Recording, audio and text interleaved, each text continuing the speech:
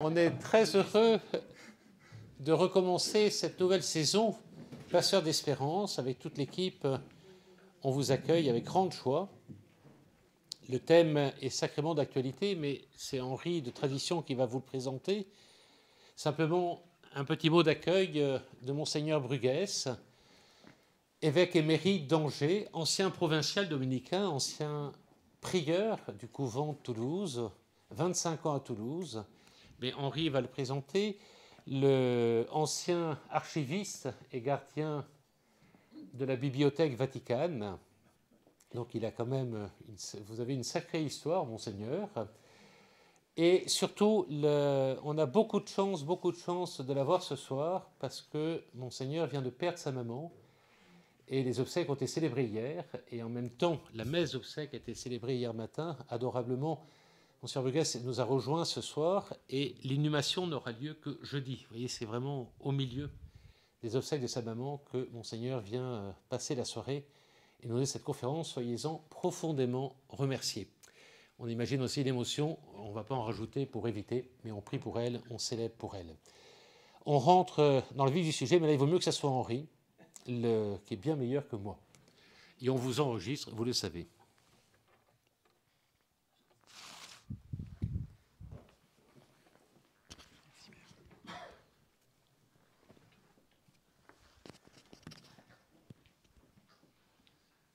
Bonsoir à tous. Liberté, c'est sous l'égide de ce mot qui sonne comme un programme au fond, que nous avons la joie de nous retrouver cette année encore. Un mot pourtant fort mal compris, puisqu'en lui s'incarnent les 1000 contradictions de l'homme. Aspiration à diriger sa vie, mais crainte pour sa sécurité qui réclame d'en rabattre. Volonté de pouvoir s'exprimer sans entrave, mais conscience aussi des ravages de la calomnie qui suggère des restrictions.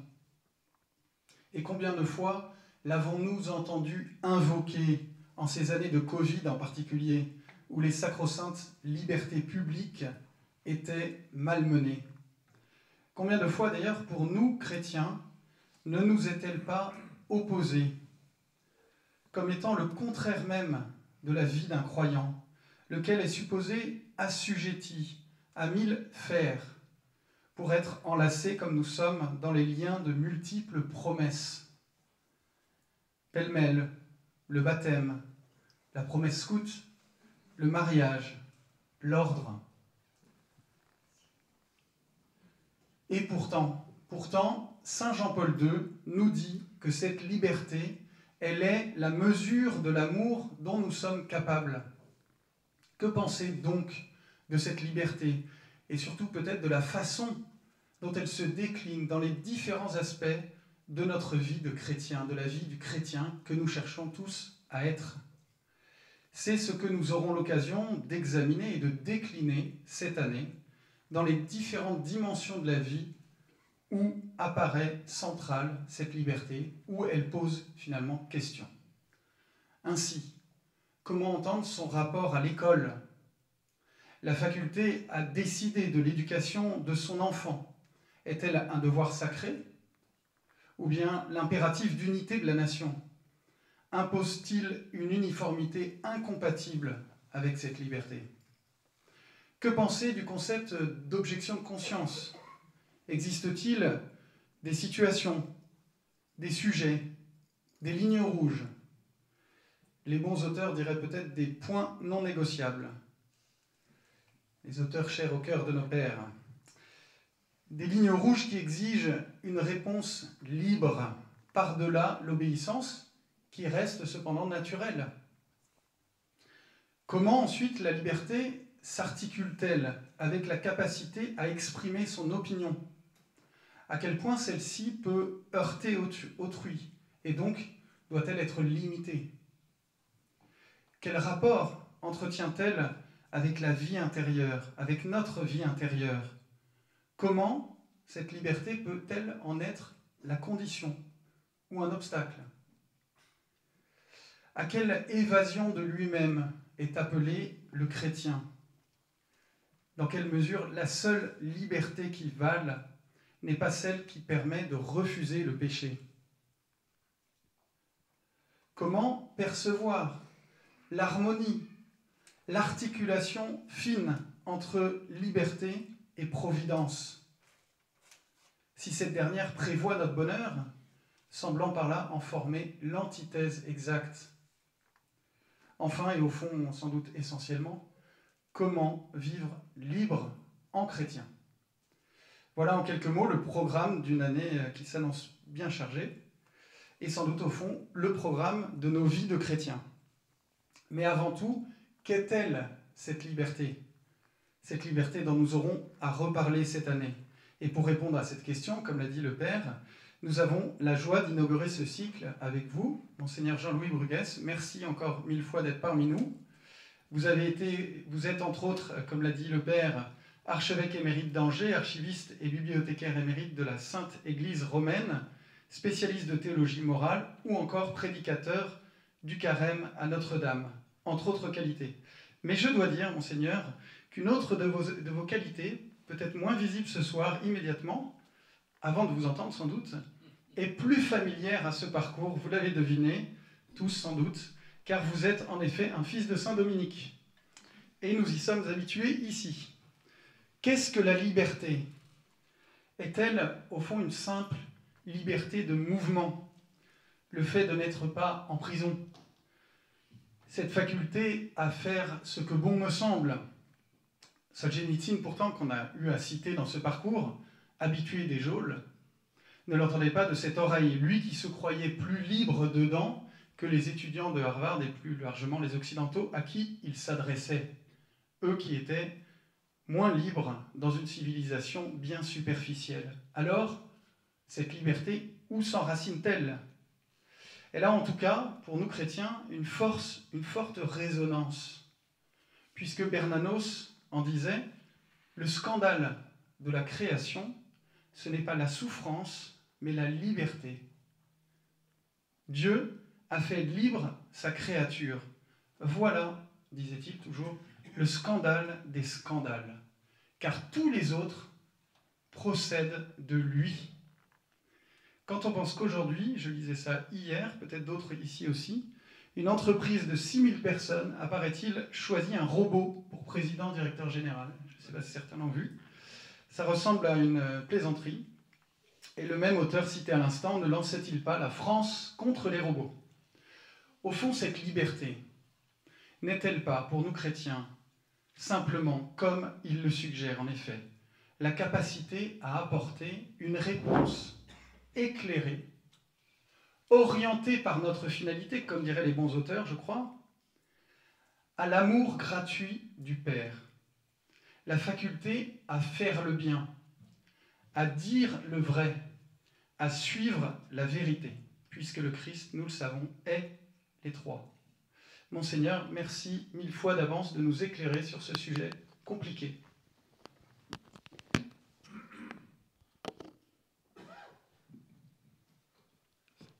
C'est tout comme un micro? Vous préférez celui-ci? Non, non, non, pas du tout. J'ai l'impression d'être à la croisette un peu. Je vous remercie pour votre invitation. Vous m'avez demandé d'introduire un cycle de conférences qui va durer toute l'année sur la liberté. Et quand j'ai reçu cette invitation, je me suis dit, c'est un rude sujet. Rude parce que, au fond, cette liberté, nous en usons plusieurs fois par jour, mais sans nous en rendre compte, lorsque nous choisissons telle chose plutôt que telle autre. Mais rude surtout parce que lorsqu'il s'agit de la définir, de lui donner des mots pour la caractériser, elle s'échappe dans l'abstraction, dans ce que j'appellerais l'évanescence des idées pures.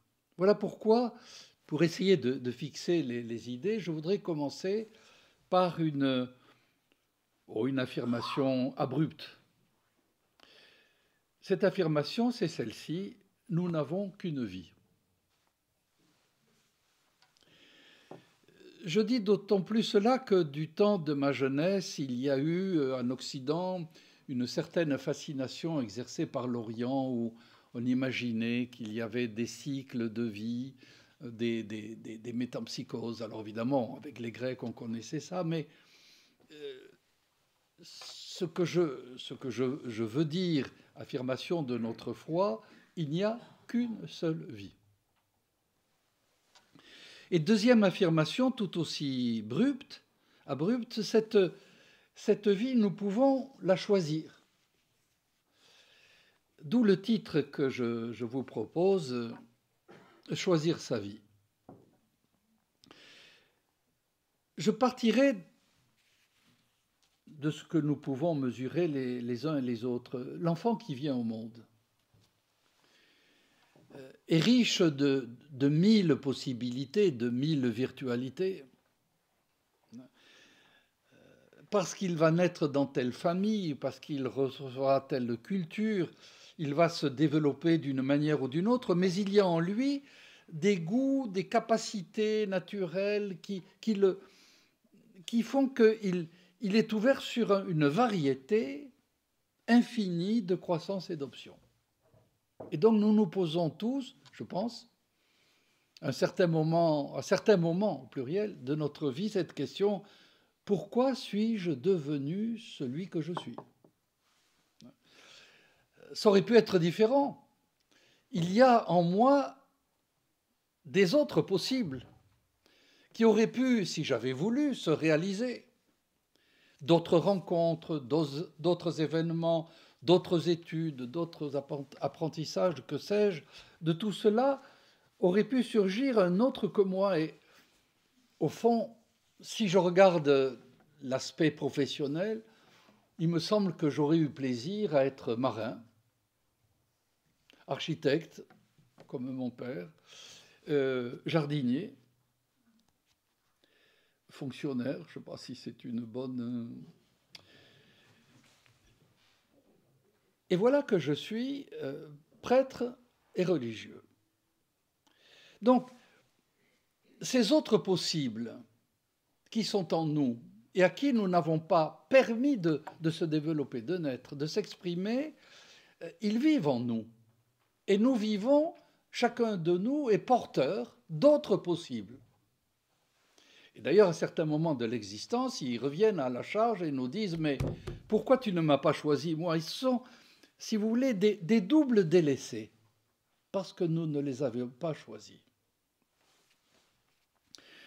Alors cette affirmation, choisir sa vie, représente, je pense, une des affirmations les plus fortes du christianisme.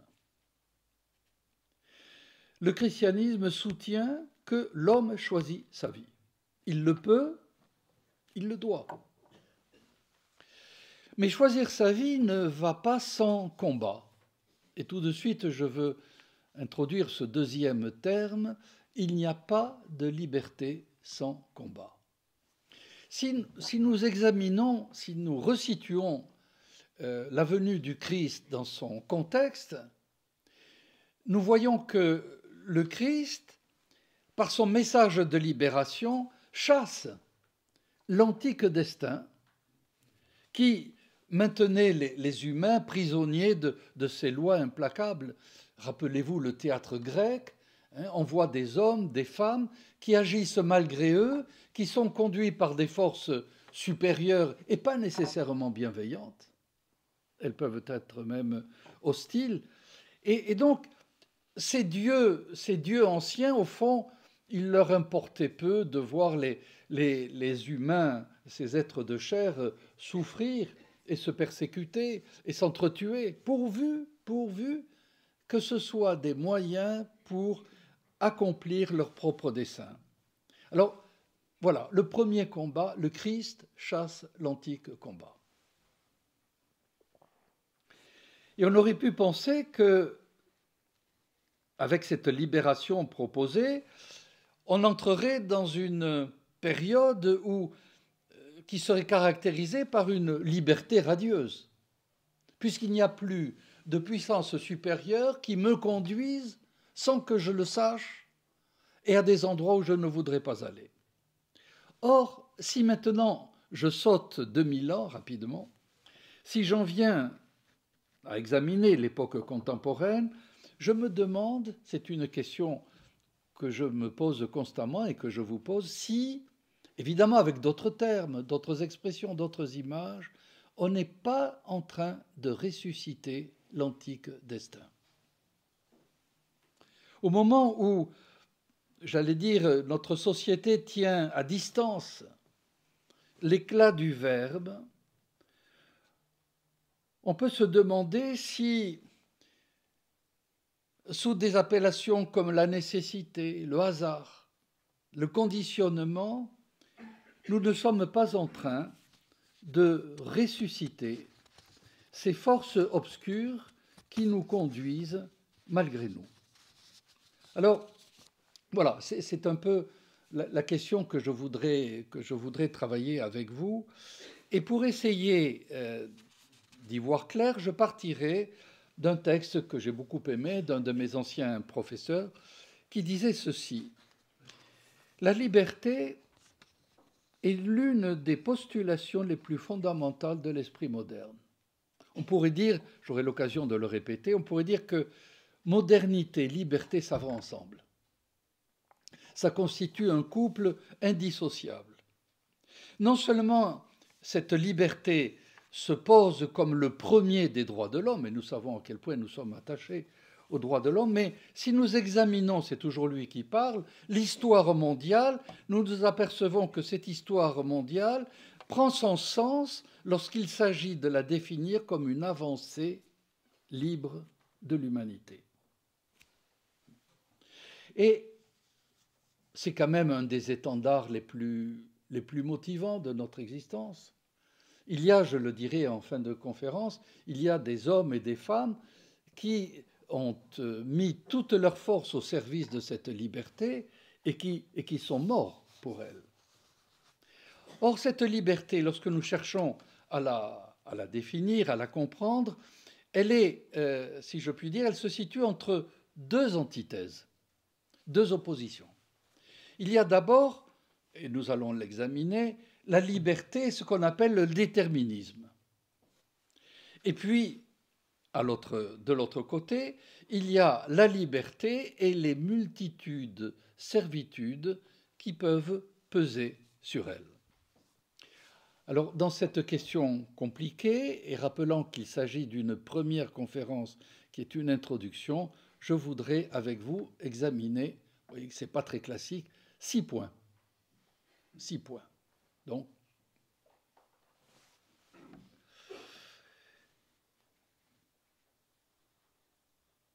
un fait me frappe qui caractérise les plus jeunes générations.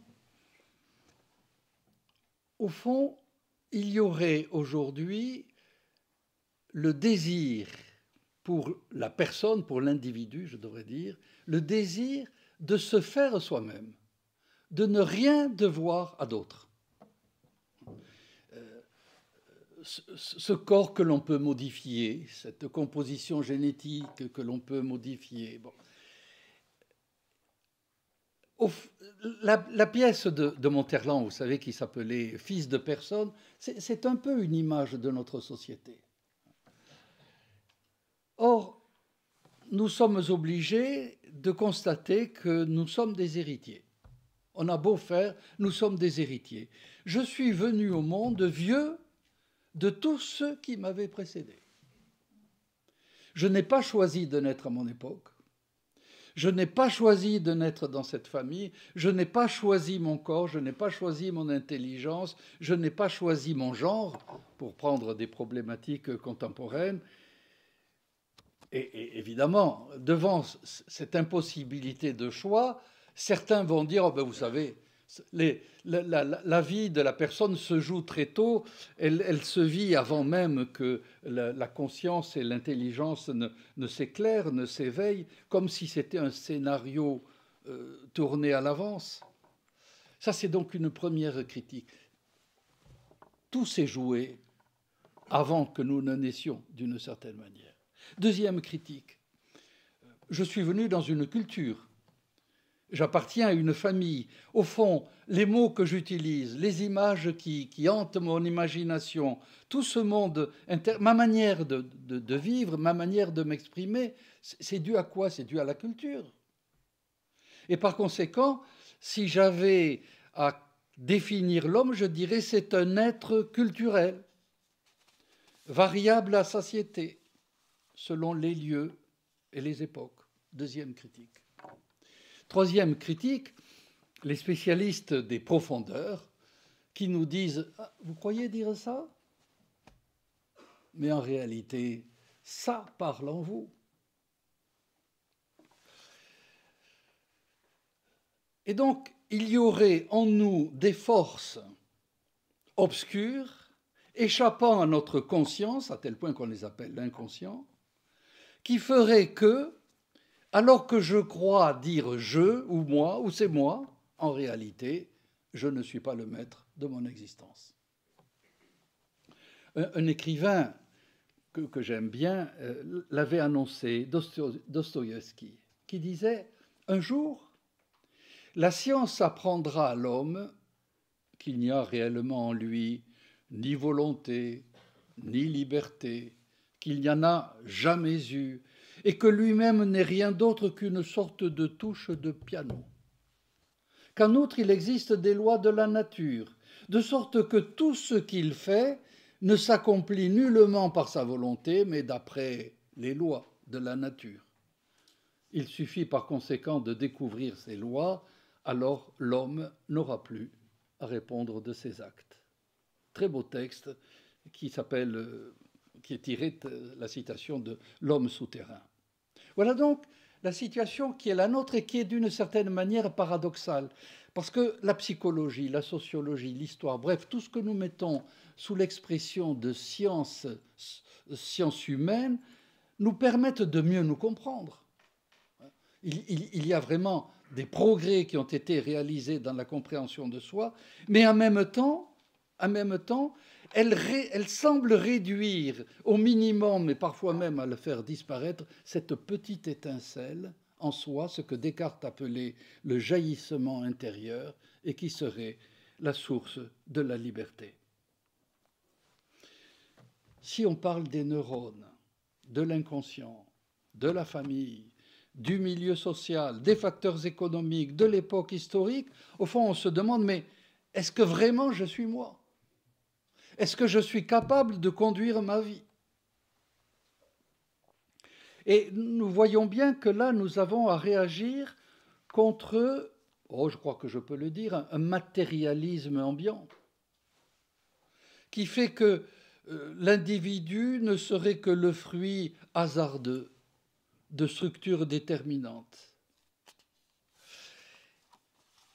Alors, pour tenter de répondre à ces critiques, deuxième point, je voudrais m'essayer à une définition.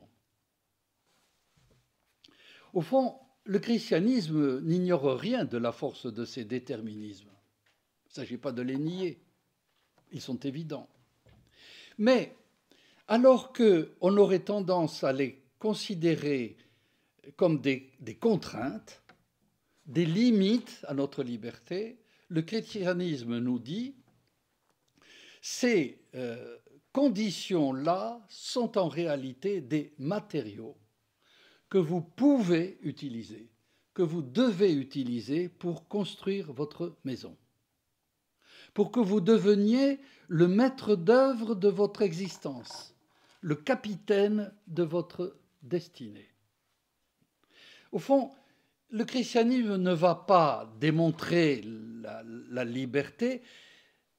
La foi chrétienne se contente de l'attester. Et par exemple, c'est une citation de la Première Alliance, Siracide 15, cette très belle phrase, ne dis pas que c'est le Seigneur qui t'a fait pécher, car il ne peut pas faire ce dont il a horreur.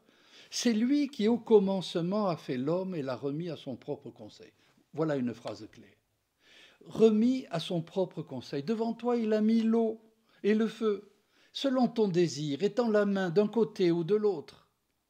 Devant les hommes sont la vie et la mort, à leur gré l'une ou l'autre leur est donnée.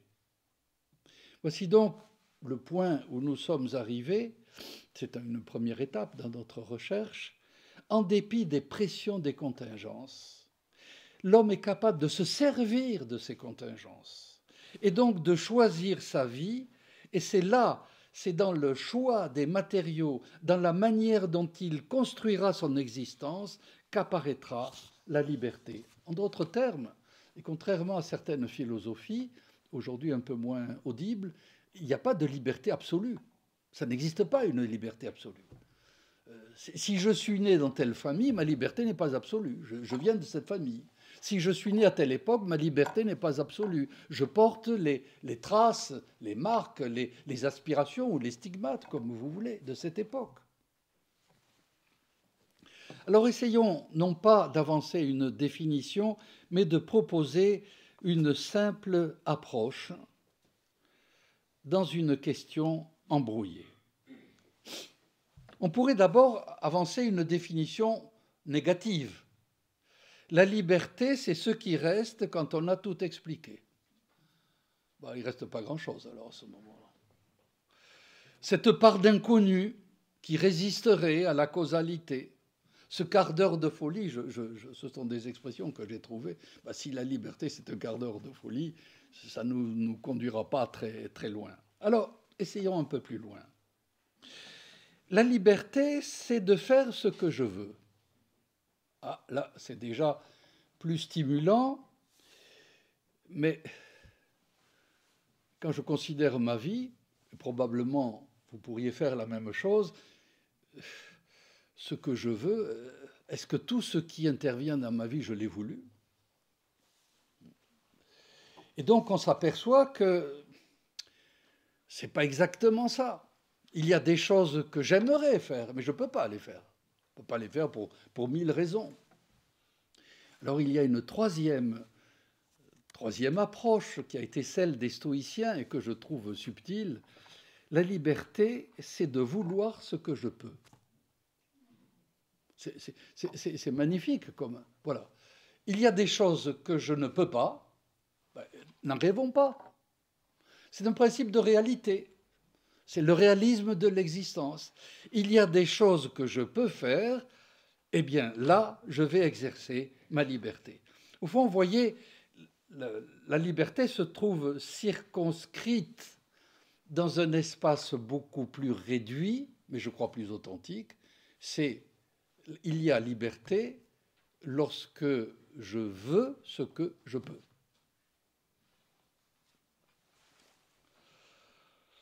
Malgré cette restriction, et c'est mon troisième point, nous constatons volontiers que ce terme de liberté a provoqué un éblouissement. L'éblouissement de la modernité. L'esprit moderne a été ébloui. Alors évidemment, tantôt cette liberté, il l'a trouvée trop mince, mais il s'est enthousiasmé pour elle au point d'en faire l'étendard de nos revendications. On va y venir dans un moment. La question que je me pose maintenant, cet éblouissement, est-ce qu'à nous, chrétiens, il doit faire peur? Est-ce que nous devrions nous trouver réticents vis-à-vis de cette grande estime dans laquelle la liberté est tenue parmi nos contemporains? Mais je ne crois pas. Je ne crois pas, et je dirais même que le Dieu de Jésus-Christ nourrit pour cet éblouissement, pour cette exaltation, une secrète sympathie. Car le projet créateur, c'est quoi? Un être remis entre ses propres mains, et donc responsable de ses actes. Non seulement il est créé comme image, mais il est capable, par des choix libres, de devenir semblable. Et c'est parce qu'il deviendra semblable qu'il pourra entrer, le moment venu, dans la gloire de Dieu, dans la paix de Dieu, dans la joie. Donc, voyez, au début, il y a la création à l'image, et chacun de nous est image de Dieu, à sa manière. C'est pour ça que, je n'avais pas pensé dire ça, mais je le dis volontiers, c'est pour ça qu'il faut qu'on soit curieux les uns des autres. Parce que lorsque quelqu'un vient dans ma vie, lorsqu'il intervient dans ma vie, il me dit quelque chose de Dieu. Il peut être croyant, incroyant, tout ce que vous voulez, c'est pas ça, mais à travers lui-même, je vois une partie de l'image de Dieu. Donc créé à l'image de Dieu, capable d'avancer, capable de se déterminer, capable par conséquent de se reconnaître dans sa vie. C'est Malraux qui disait, je crois, passé 40 ans, tout homme, toute femme, bien sûr, est responsable de son visage. Je trouve que c'est une bonne expression. Pouvoir dire que ma vie a été libre, c'est pouvoir dire à la fin de ma vie, bien sûr il y a eu des erreurs, mais cette vie je l'ai voulue, c'est moi. Je me reconnais dans la vie que j'ai eue. Alors d'où vient-elle cette liberté? C'est toujours l'éblouissement. La liberté, si on interroge les philosophes contemporains, nous disent-ils, découle de la dignité de la personne. Voilà un autre terme. Je suppose que dans le cycle de conférences, vous aurez une conférence qui parlera de ça, hein, de la dignité. Il y a liberté parce qu'il y a dignité. Je cite, parce que c'est un texte de référence, la Déclaration universelle des droits de l'homme, nous sommes en 1947, qui dit « La reconnaissance de la dignité inhérente à tous les membres de la famille humaine constitue le fondement de la liberté, de la justice et de la paix dans le monde. » Belle phrase, qui sera reprise quelques 20 ans plus tard, évidemment sous des formes différentes, par le Concile Vatican II, et qui explique qu'au nom de cette même dignité, de nombreux contemporains, je cite le texte, c'est la Déclaration Dignitatis Humanae, de nombreux contemporains revendiquent pour l'homme la possibilité d'agir en vertu de ses propres options, en toute responsabilité, guidé par la conscience de son devoir. Alors, vous voyez, il n'est pas si fréquent de trouver que le discours de l'Église s'accorde avec le discours dominant de son siècle. Bien, voilà un exemple. D'accord. La dignité. Mais qu'est-ce que la dignité? Et d'où vient-elle? Et c'est là qu'apparaît une nouvelle source de difficulté. Pour nos contemporains, la dignité est donnée par le corps social. Elle résulte d'un consensus. Par exemple, nous nous posons des questions sur, je sais pas, l'utilisation des médicaments. Eh bien, on va réunir des experts, ils vont discuter entre eux, ils vont se mettre d'accord. Oh, ils n'auront pas la prétention de dire c'est bien ou c'est mal. Ça, ce sont des expressions qui ont disparu du vocabulaire contemporain. Mais ils vont dire la société, à ce moment-ci, trouve convenable, ou pas convenable, telle ou telle pratique. Alors évidemment, j'ai donné un exemple important, l'expérimentation sur le corps humain, mais vous voyez que derrière, il y a toute la question de l'avortement, de l'euthanasie. Bon, toutes ces questions sont derrière. Et c'est là où, alors qu'on avait un discours convergent, la source diffère et s'oppose. Parce que si la société accorde la dignité à certains êtres, elle peut ne pas l'accorder à d'autres êtres, et elle peut le retirer, cette dignité. Vous voyez, la question de l'avortement et de l'euthanasie, qui sont finalement deux questions identiques, mais posées aux deux extrêmes de l'existence. Si vous dites que ça n'est pas un être humain, si vous dites que ça n'est plus un être humain, eh bien, il n'y a pas meurtre d'un côté, il n'y a pas meurtre de l'autre, d'un être humain. Tandis que dans le christianisme, la dignité, ça n'est pas quelque chose qui est reconnu par le corps social, c'est quelque chose qui appartient à la personne parce qu'elle est, excusez-moi, parce qu'elle est dans cette personne un reflet de la gloire divine. Je suis digne non pas de ma dignité à moi, mais du fait que je suis image de Dieu. La dignité chez le chrétien, la dignité de la personne, j'entends, c'est donc, vous voyez, cette incarnation de la dignité de Dieu. Si je suis image de Dieu, ce qu'il m'est fait à moi, image de Dieu, est fait à Dieu.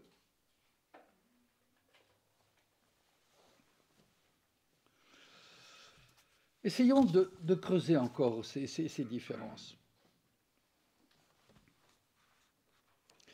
Ce mot de liberté existe depuis toujours, évidemment. Nous le trouvons développé chez les Grecs, nous le trouvons développé chez les penseurs chrétiens, chez les théologiens, mais il y a eu un moment, le XVIIIe siècle, où ce mot a éclaté et, j'allais dire, a provoqué, a fait naître une nouvelle étape dans l'histoire de l'existence. Elle a marqué une nouveauté, la modernité, et le premier, je crois, à marquer, si vous voulez, de ces trois coups, l'ouverture du rideau, c'est Rousseau qui nous dit « L'homme est né libre ».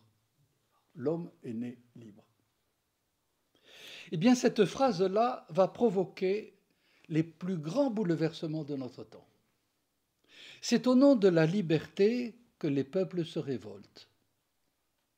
C'est au nom de la liberté que la démocratie naît dans la violence. Mais la force de son appel traverse les continents.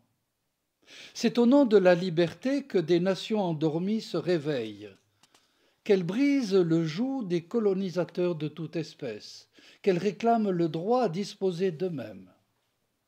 C'est encore de la liberté de naissance que les individus récusent toute forme de discrimination entre les castes, les classes, les sexes, pour réclamer une égalité des droits pour tous. Épictète, qui est l'un des premiers grands penseurs de la liberté, lui-même étant esclave, affranchi, mais esclave, je trouve significatif que les premières grandes questions liées à la liberté naissent dans l'esprit d'un esclave, Épictète, et qui dit ceci, une phrase qui traverse les siècles et qui nous touche aujourd'hui: il y a ce qui dépend de nous, il y a ce qui ne dépend pas de nous.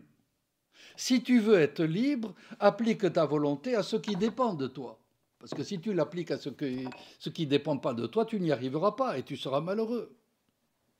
Alors cette distinction était devenue, j'allais dire, un lieu commun de la pensée, le point de toute réflexion éthique. Or aujourd'hui, elle est en train de s'effacer. Car notre bon vouloir étend de plus en plus le domaine de ses interventions. À Rome, je parle de la Rome antique, lorsque l'enfant passait de la dépendance à l'indépendance, c'est-à-dire de la tutelle de son père à la libre disposition de lui-même, on disait qu'il s'émancipait. Voilà un mot-clé, s'émanciper. Et ce terme est devenu un emblème. Car quand par un beau matin des Lumières, l'homme crut qu'il était libre et qu'il était né libre, il fit basculer l'humanité dans l'ère des émancipations successives.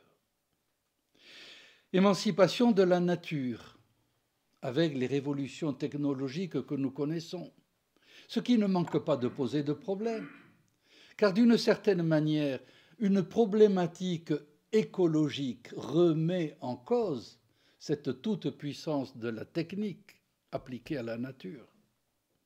Émancipation de l'appartenance sociale avec les révolutions politiques, émancipation des religions institutionnelles, souvent jugées archaïques, et cette émancipation, c'est le fait de la sécularisation, émancipation des tabous avec la révolution sexuelle des années 60, émancipation de l'identité sexuelle avec la mise en cause aujourd'hui de la différence entre les sexes. Il m'a semblé, comme illustration, que la forme la plus spectaculaire de ce train d'émancipation était, au moins en Occident, l'émancipation de la femme. Bien sûr, c'est une histoire complexe, mais on pourrait dire à grands traits que la femme commence à se libérer de la soumission traditionnelle à l'homme, au père, au mari, en continuant à porter son nom si elle veut, après le mariage. Émancipation par le fait que désormais, dans les familles, évidemment dans les familles plurielles, mais surtout dans les familles monoparentales, elle devient le responsable exclusif de l'éducation des enfants. Émancipation puisqu'elle réclame l'accès à parité avec le genre masculin au marché du travail, à la gestion de la cité. Émancipation parce que dans des pays comme les États-Unis, le Canada, l'Allemagne, elle se déclare prête à assumer les divers services et ministères des églises chrétiennes. Et enfin, une forme de féminisme en vient à dénoncer un obstacle ultime, celui de la féminité biologique et les contraintes de la maternité. Disposer librement de son corps. Un enfant, si je veux, quand je veux, avec qui je veux. Et donc, vous voyez, ce dernier exemple illustre cette opposition fréquente à notre époque entre la liberté et la nature. Quatrième point.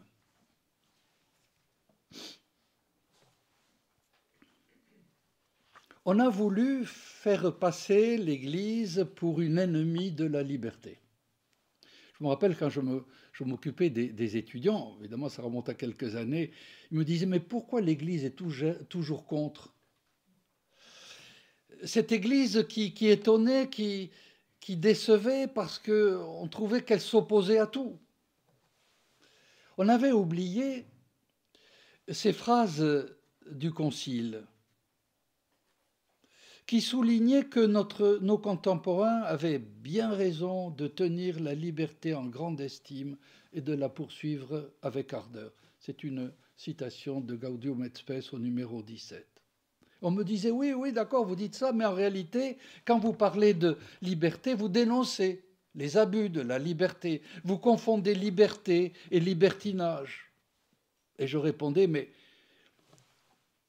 si Dieu a remis l'homme entre ses propres mains, s'il lui demande de régner sur la terre, ce Dieu-là a ouvert la porte aux conquêtes de l'esprit moderne.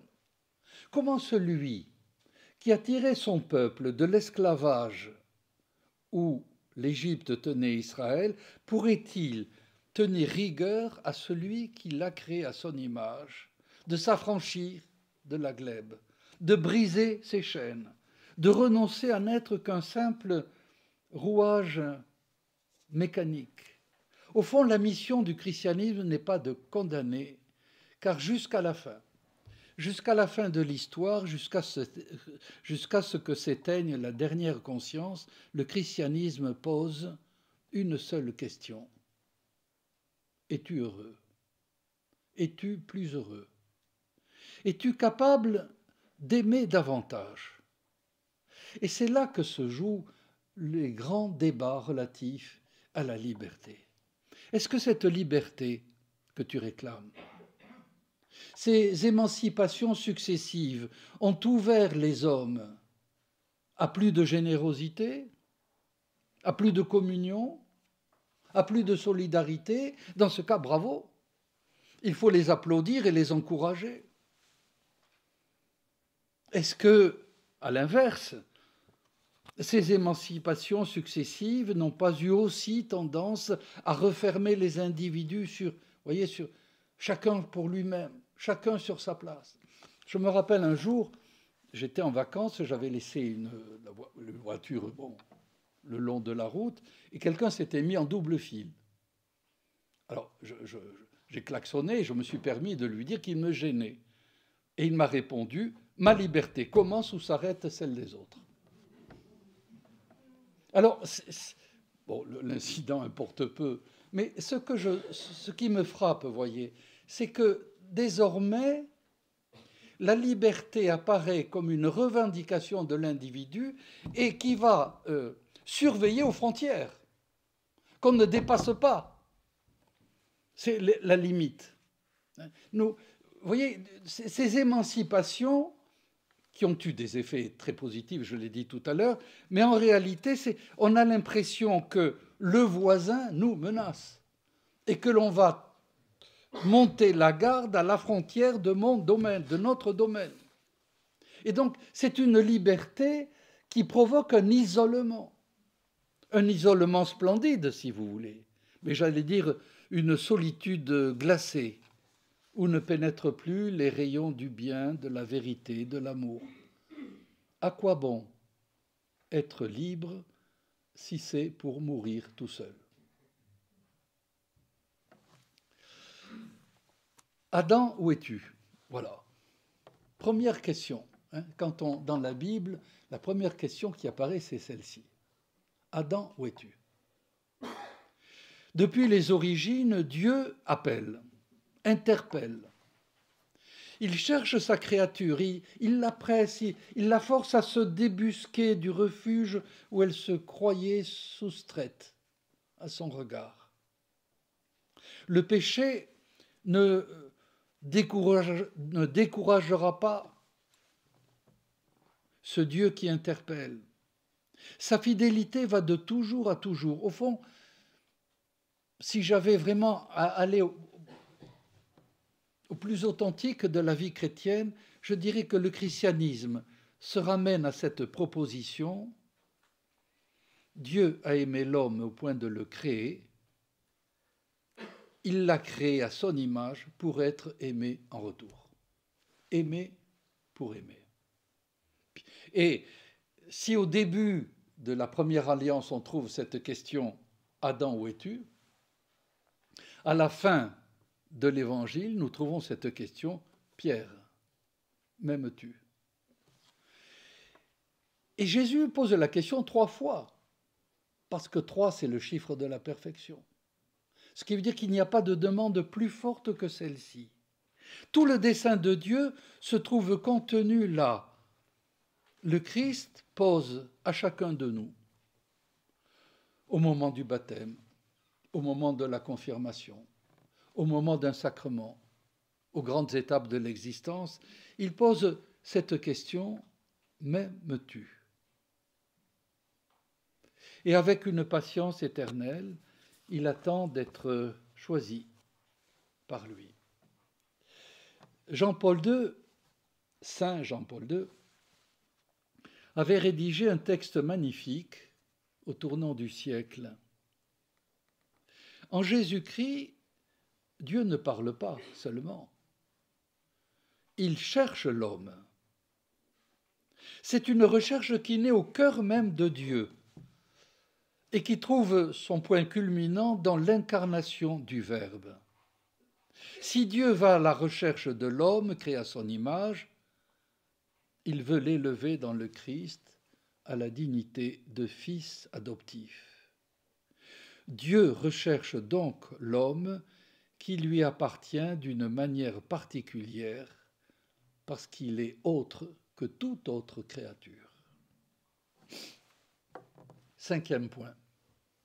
C'est le texte que vous aviez cité, Bernanos, un texte magnifique, le journal d'un curé de campagne. J'ai relu ça récemment, c'est un texte qui avait enchanté mon adolescence, peut-être même ça a joué, pourquoi pas, un rôle dans ma vocation, ça m'est égal, mais vraiment, ça c'est de la grande littérature. Voici ce qu'il disait. Il pensait que la liberté constituait plus que la souffrance, le scandale de l'univers. C'est un texte un peu long, pardonnez-moi. Dieu a fait libre sa créature, voilà le scandale des scandales. Et tous les autres procèdent de lui. Il y a en ce moment dans le monde, au fond de quelque église ou même dans une maison, ou encore au tournant d'un chemin, tel pauvre homme qui joint les mains et du fond de sa misère sans bien savoir ce qu'il dit, ou sans rien dire, remercie le bon Dieu de l'avoir fait libre, de l'avoir fait capable d'aimer. Il y a quelque part, je ne sais où une mère qui cache pour la dernière fois son visage au creux d'une poitrine qui ne battra plus, une mère près de son enfant qui offre à Dieu le gémissement d'une résignation exténuée, comme si la voix qui a jeté les soleils dans l'étendue venait de lui murmurer doucement à l'oreille. Pardonne-moi, un jour tu sauras, tu comprendras, tu me rendras grâce. Mais maintenant, ce que j'attends de toi, c'est ton pardon. Pardonne. Au moment où cet homme, cette femme acceptaient leur destin, s'acceptaient eux-mêmes humblement, le mystère de la création s'accomplissait en eux, tandis qu'ils couraient ainsi, sans le savoir, tout le risque de leur dignité humaine. Bref, ils étaient des saints. C'est un texte magnifique, non, vous ne trouvez pas? C'est vraiment très très beau. Voilà donc nous servant de ces paroles de Bernanos, nous pouvons dire que la liberté, c'est une affaire d'amour. Redisons-nous la plus commune de ces expériences, même si elle semble banale. Aimer, c'est toujours choisir d'aimer. Personne n'engage sa foi sous l'effet de la contrainte, mais bien dans la libre disposition de sa volonté. Alors, je sais bien que cette liberté est paradoxale. Moi, je crois qu'elle occupe une place étonnante entre deux volontés. La volonté, la mienne, et la volonté divine. Mais ce ne sont pas deux volontés qui se trouvent face à face, comme deux propriétaires qui se disputeraient le même chemin. En réalité, la volonté divine, c'est une mère pour moi. Et elle me couvre, et elle me comble, et elle me console. Elle me procure ce qui est nécessaire pour me fortifier et pour que je m'impose à l'existence.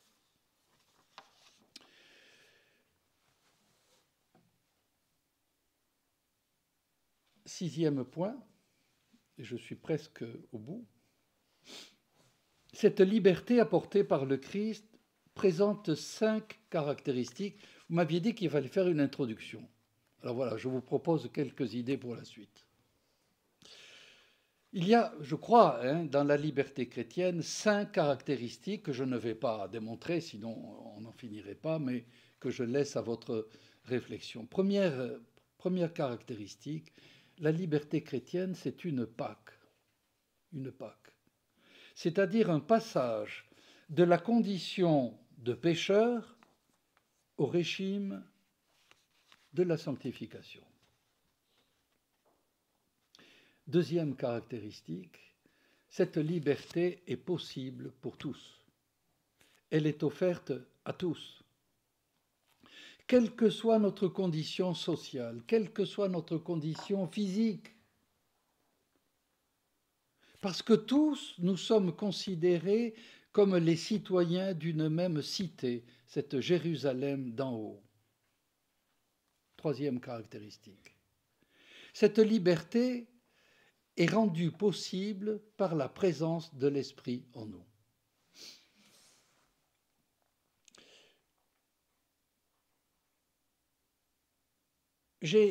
Quand j'étais évêque, j'ai rendu visite un jour un prêtre, pas très âgé, mais très malade, et qui savait qu'il arrivait au terme de son pèlerinage sur la terre. Alors vous savez, dans ces moments-là, on parle librement. Il m'a dit, le Père, je le prie tous les jours quand je dis notre Père. Le Fils, je le prie tous les jours lorsque je célèbre la messe, mais l'Esprit Saint. Est-ce que j'ai déjà prié l'Esprit Saint? Est-ce que l'Esprit, le Saint-Esprit, bien sûr, est-ce que l'Esprit Saint n'a pas été le grand discret de mon existence? Eh bien, vous voyez, dans cette troisième caractéristique, je crois que nous ne pourrons découvrir le sens complet, le sens précis, le sens juste de notre liberté chrétienne que dans un approfondissement de l'efficacité de la présence de l'Esprit en nous. Quatrième caractéristique, la liberté, ce n'est pas une sorte de privilège, ce n'est pas une sorte de qualité qui nous serait donnée. La liberté est placée au service de la charité. Elle est vraiment destinée à servir les autres, à nous mettre au service des autres, et en particulier de ceux qui sont les plus faibles. Et c'est ainsi que nous arrivons à une phrase tout à fait étonnante. Le Christ nous a libérés. C'est saint Paul qui le dit. Romains 6. Il nous a libérés de l'esclavage du péché pour que nous devenions, et c'est cette expression qui devrait quand même susciter des débats entre nous, pour que nous devenions des esclaves de la justice. Alors, quand je me rappelle au début, quand j'ai découvert ce texte, je me suis dit, mais c'est peut-être pas le mot esclave. J'ai regardé, et si, que ce soit en hébreu, que ce soit en grec, c'est le mot esclave. Alors, vous voyez l'espèce de choc que cela provoque, pas encore d'obéir, ou même de se soumettre, mais vraiment devenir esclave. Oui, devenir esclave. Esclave de la justice, c'est-à-dire esclave de la charité, c'est-à-dire esclave de l'amour de Dieu et de l'amour du prochain. En guise de conclusion, si je peux dire, vous savez, chaque époque a laissé des témoignages indiscutables de personnes qui sacrifient quelque chose de leur vie, et peut-être même toute leur vie, pour que la liberté, au nom de la justice et de l'amour, éclate. Je voudrais vous parler d'une femme. On ne sait presque rien d'elle. Il m'est arrivé de la rencontrer cependant à Rome. Elle s'appelle Rachel Facera. Elle est italienne, religieuse de son état. Elle m'a expliqué qu'elle vivait en Ouganda et que lorsque la guerre civile a éclaté dans ce pays, elle a vu la soldatesque soudanaise amener en esclavage des centaines d'enfants qu'elle avait dans son école. On destinait les garçons à servir dans les troupes et les filles à être mariées de force. Alors elle m'expliqua que ces enfants, elle les avait connus, elle les avait éduqués, c'était ses enfants. Soignés, instruits, aimés. Et donc, elle ne pouvait imaginer, par amour, qu'ils perdent leur liberté. Et donc, elle les a suivis, toute seule. Elle les a suivis, on imagine sans peine les risques encourus par cette femme derrière la soldatesque. Je ne sais pas les mots qu'elle a utilisés, elle n'a pas voulu me le dire, je ne sais pas les attitudes qu'elle a adoptées, mais un jour, elle a obtenu la libération de 109 fillettes. Ainsi, cette sœur Rachel, rejoignez la grande armée des ombres qui, depuis que l'humanité existe, s'emploie, pour reprendre une phrase d'André Malraux, à retrouver l'homme partout où nous trouvons ce qui l'écrase. Je vous remercie de votre attention.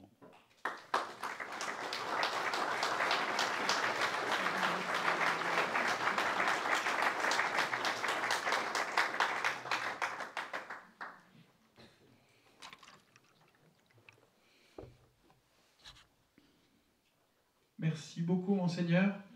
On va écouter quelques questions, peut-être.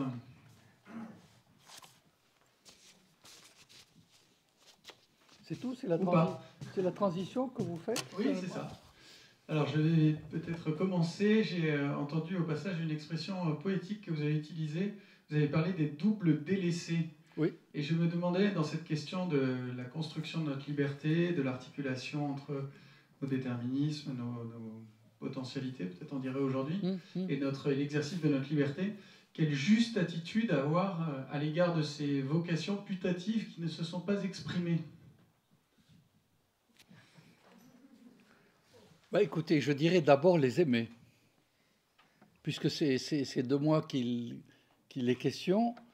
Si vraiment je veux répondre à l'appel de Jésus, tu aimeras ton prochain comme toi-même, eh bien, il faut commencer. Donc ces doubles en moi, il ne faut pas les voir comme des menaces, comme des rivaux, comme des amants délaissés, si vous voulez. C'est pas ça. Il y a d'autres possibles en moi, et au fond, bah, je devrais plutôt être content qu'il y en ait plusieurs, ce qui veut dire que j'aurais pu faire autre chose. Le danger, c'est de vouloir faire l'archéologie, si vous voulez, de nos vocations. C'est-à-dire de se dire, ah ben, peut-être qu'au point de départ, j'aurais dû faire... Non, ce n'est pas du tout ce que je voulais dire. Mais ces autres possibles qui sont en moi,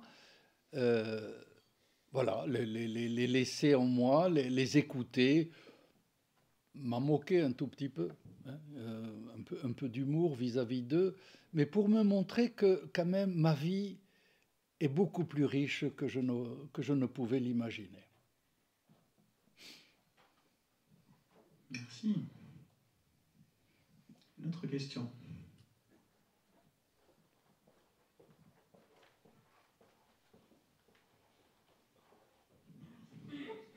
Vous disiez, Monseigneur, qu'il n'y a pas de liberté absolue. Donc forcément, ça génère chez l'homme des frustrations. Pourquoi ? Parce que l'enfant tout petit veut toujours aller plus loin. Il veut plus de liberté. Donc l'homme aujourd'hui, à l'époque où il prétend devenir un homme augmenté, va vouloir élargir le périmètre de sa liberté. D'où beaucoup de malheurs qui en sortent. Alors, j'ai essayé de vous dire qu'il n'y avait pas de liberté absolue. On peut discuter hein, ce point de vue, mais vous avez donné un bon exemple. Voici un enfant. C'est l'hiver, il y a un feu dans la cheminée. Je lui dis, ne t'approche pas, ne touche pas. Il voudrait le faire, ne touche pas.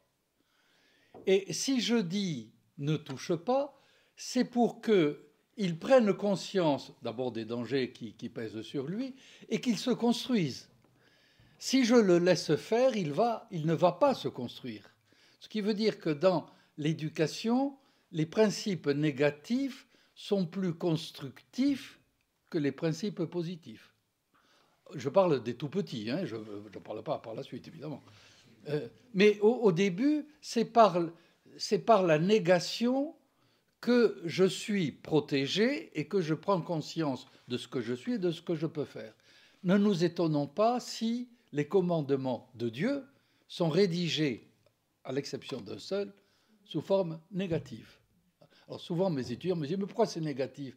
Ben, je dis « Écoutez, vous avez ici 5 fenêtres. Si je vous dis « Prenez cette fenêtre », vous n'avez pas le choix. Si je vous dis « Cette fenêtre, il ne faut pas la prendre. Vous avez 4 autres fenêtres, vous pouvez choisir. » Vous voyez, donc, première acceptation, le négatif est éducatif de la liberté. Deuxième, alors ça, vous avez parlé de l'homme augmenté, hein, j'allais dire, c'est le refus de la nature, nature au sens fort du terme. Nous sommes programmés, si je peux dire, pour un certain temps. À quoi ça sert de prolonger? À quoi ça sert? Je dois dire que, ayant enterré ma mère hier, il lui manquait 2 mois pour arriver à 100 ans, je me disais quand même, perdre l'esprit, perdre la mobilité, ne plus pouvoir manger. Il y a, voyez-vous, des restrictions telles que on a envie de se dire, mais ça va. Moi, j'aimerais que chacun de nous, quand il arrive au terme de son existence, puisse se dire à Dieu, ça suffit, ça allait très bien, comme ça. On n'a pas besoin de davantage. Hein. Vous voyez, c'est ça, je crois, la vraie sagesse. Pourquoi rêver à une vie qui va se prolonger, mais au détriment de la qualité? Donc je réponds à votre question par une question. Au fond, si le clergé s'en mêle, alors... Oui, je m'en mêle un petit peu. Pour une question d'actualité plutôt. Vous avez parlé en passant de l'euthanasie à propos du problème de l'identification de la source de la dignité. Il me semble que l'euthanasie pose aussi, quant à la liberté, un autre problème. C'est évident, on peut se donner la mort. C'est évident encore, on peut demander au corps social de nous donner la mort. Mais la question que j'aimerais vous poser ce soir, c'est est-ce là l'exercice d'une liberté? Suis-je libre de me donner la mort? Est-ce que je peux choisir librement, au fond, un mal? Enfin, voilà ma question, vous l'entendez. Bon, vous aurez bien compris que je n'ai pas ce soir vocation à parler de l'euthanasie. Hein.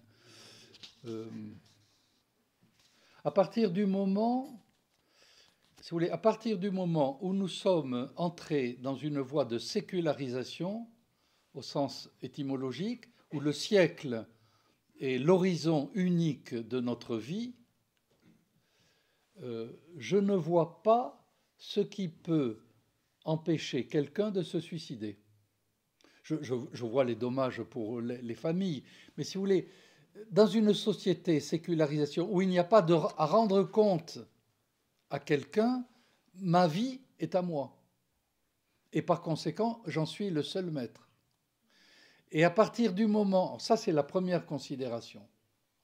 Et la deuxième considération, si la dignité de la personne humaine vient du corps social, on peut demander au corps social, en effet, d'arrêter cette vie. Donc la sécularisation et la philosophie, je dis philosophie au sens large, de la conception, disons, philosophique de la dignité humaine, font qu'aujourd'hui, ces deux arguments se recoupent pour justifier, mettez des guillemets, l'euthanasie aux yeux de la mentalité contemporaine. Je ne sais pas si vous comprenez ce que je dis. Non, mais je comprenez au sens si je réponds à votre question. Hein? Si, vous répondez. Autrement dit, il faudra de toute façon fonder la dignité en dehors du corps social pour poser le problème de l'euthanasie. C'est-à-dire y compris aujourd'hui. Alors, c'est un des arguments. Le premier argument, c'est la sécularisation. Oui, c'est le premier. Et c'est celui qui est déterminant. Je pense, en fait, précisément aux médecins qui doivent discuter de cette question-là, par exemple, dans un conseil de l'ordre des médecins ou dans son hôpital, qui s'oppose à l'euthanasie. Peut-il s'opposer à l'euthanasie en disant, écoutez, ça n'est pas là l'exercice, à mon sens, d'une liberté? Oui, il peut le faire. Ça, il peut le faire. Mais ça risque, je souhaite que non, mais ça risque de ne pas être efficace parce que dans l'esprit de ceux auxquels il s'adresse, il y aura ce double argument, le ciel est vide, ne faisons pas référence à une quelconque loi divine, par conséquent vous êtes seul à juger de vos actes, Et deuxièmement, la dignité, c'est pas une propriété de la personne.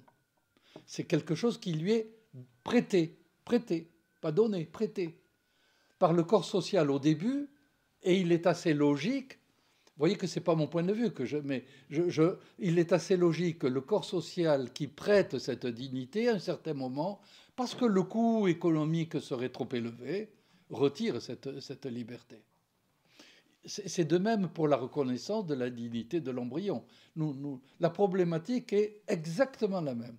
Et d'ailleurs, on raconte, et je crois que c'est vrai, que lorsque la loi de dépénalisation a été votée par l'Assemblée française, enfin, le Parlement français, Michel Debré est sorti en disant « Vous croyez qu'on vient de parler de l'avortement? En réalité, on a aussi parlé de l'euthanasie, alors que le mot euthanasie n'avait jamais figuré dans les débats. » Dans les débats de cette séance-là, j'entends.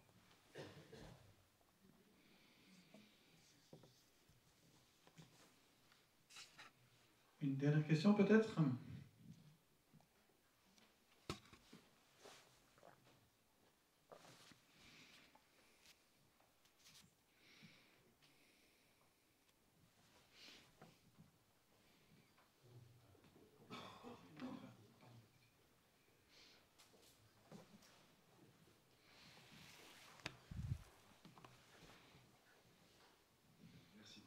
Monseigneur, une petite question.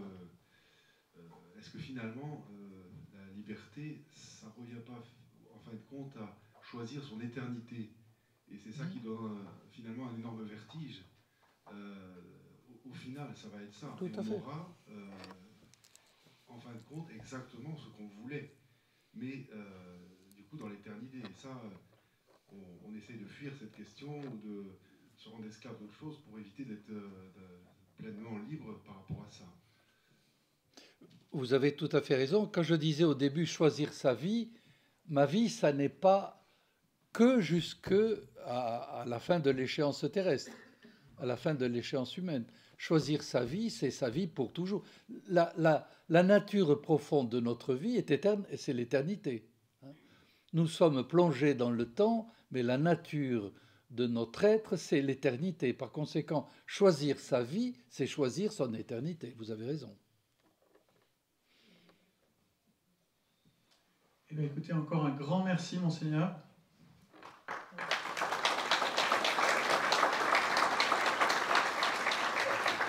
Et nous finissons en priant.